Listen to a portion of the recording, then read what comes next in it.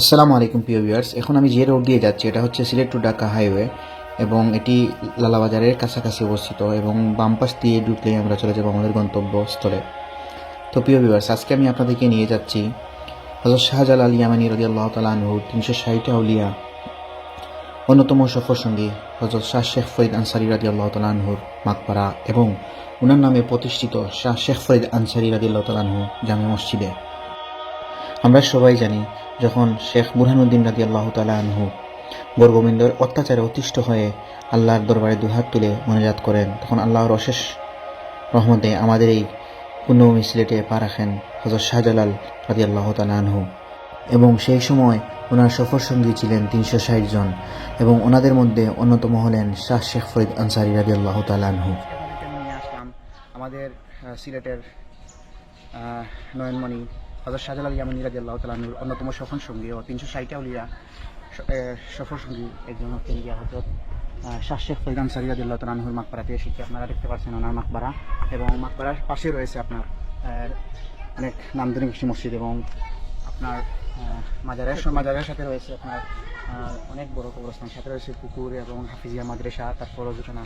আসলে ৩৬০ আউলিয়ার অন্যতম সফরসঙ্গী শাহ শেখ ফরিদ আনসারী রাদিয়াল্লাহু তাআলা আনহু উনি পড়ছেন ফরিদপুরে, যার ওনার নাম ধরেই এই গ্রামের নামকরণ করা হয়েছে যে ফরিদপুর।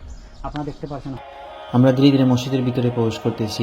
আমরা এখন যে গেট দিয়ে প্রবেশ করতেছি এই গেটটি হচ্ছে পূর্ব দিকে অবস্থিত এবং পশ্চিম উত্তর দিকে আরেকটি গেট রয়েছে এবং মসজিদটি অনেক বিশাল এবং মসজিদ সংলগ্ন মাজারের পাশাপাশি পুকুর, অজুখানা, ইমাম মুয়াজ্জিন কক্ষ, মক্তবখানা, তারপর রয়েছে আপনার অনেক সুবিশাল একটি কবরস্থান, যেটা ওনাদের পঞ্চায়েতি কবরস্থান।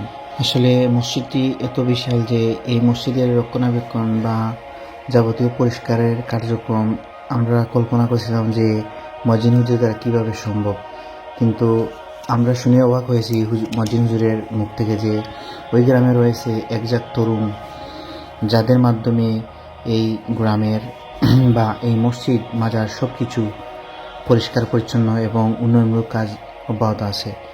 আর এই তরুণরা মিলে তৈরি করেছে একটি সংঘ, যার নাম দিয়েছে ফরিদপুর ইসলামী যুব সংঘ এবং এই তরুণরাই এই মসজিদের যাবতীয় সব কিছু রক্ষণাবেক্ষণের সাথে ওতপ্রোতভাবে জড়িয়ে আছে।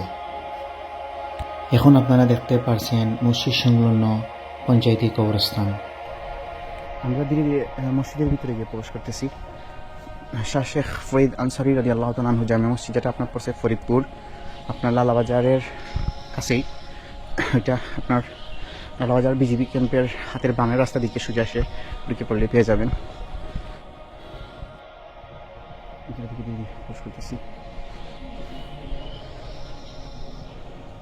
ওই দিকে গিয়ে উপরে যাওয়া যায়, মসজিদের উপরে যাওয়া যায়।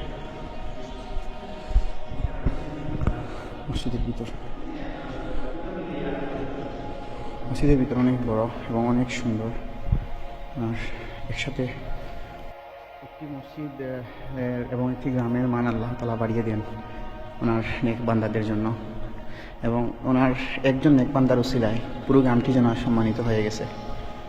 আর উনি হচ্ছেন যে ৩৬০ আউলিয়ার সফরসঙ্গী, অন্যতম সফরসঙ্গী হযরত শাহ শেখ ফরিদ আনসারী রাদিয়াল্লাহু তাআলা আনহু। আপনারা পুকুর তো দেখালাম, তারপর মসজিদের সাথে রয়েছে অজুখানা। ওইখানে প্রায় ১০০-র মতো মানুষ একসাথে অজু করতে পারবে। অজুখানার ভিতরের দিকে দেখতে পাচ্ছেন অজুখানা অনেক বিশাল, একটি আধুনিক মসজিদের যেগুলো প্রয়োজন সবগুলোই মসজিদে বিদ্যমান। ওইদিকে রয়েছে আপনার প্রস্রাবখানা। তারপর আমরা বাইরে চলে যাচ্ছি ধীরে ধীরে। এটা হচ্ছে কি মসজিদের নিচতলা, যেটা ওনারা মসজিদ এবং মসজিদের অজুখানা এবং প্রস্রাবখানার জন্য সুব্যবস্থা করে রেখেছেন। তারপর ওই দিকে রয়েছে আপনার পার্কিংয়ের সুব্যবস্থা। এখানে যদি ওয়াজের সময় এখানে পার্কিং গাড়িগুলো পার্কিং করা হয় এবং যেহেতু পার্কিং করা আছে পার্কিং গাড়ি দিকে বাইরে হওয়া যায়। তারপর রয়েছে আপনার মসজিদে যাবতীয় করা, তারপর মহিলা, ওইটা হচ্ছে মসজিদের মহিলাদের নামাজের সুব্যবস্থা রয়েছে আলহামদুলিল্লাহ। যদি তারা দেশকে পাওয়া যায় আমাদের দেশ টেস্টি, তারপর প্রয়োজনীয় যাবতীয় যা জিনিসগুলো সবগুলো এই মসজিদের মধ্যে বিদ্যমান আলহামদুলিল্লাহ। তো আছি কিতাব আতুজান মেঘে বিজরাই না শুরু করা ফুরতো নানি। আপনারা দেখতে পাচ্ছেন দোতলা থেকে মসজিদের ভিউ, এবং আমি যেখান থেকে ভিডিও করতেছি ওখানে রয়েছে মসজিদ সাহেবের কক্ষ এবং নিচতলা রয়েছে ইমাম সাহেবের কক্ষ এবং তারই সাথে রয়েছে মক্তবখানা। আপনারা দেখতে পাচ্ছেন মসজিদ সাহেবের কক্ষ।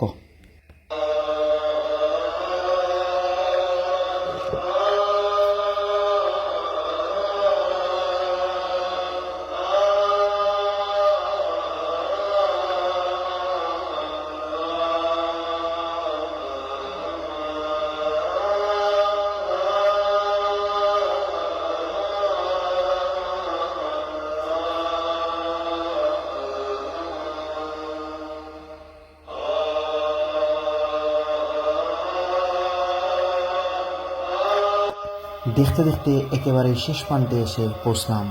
আজকের মতো বিদায় নিচ্ছি। আমি রায়হান। আল্লাহ হাফিজ।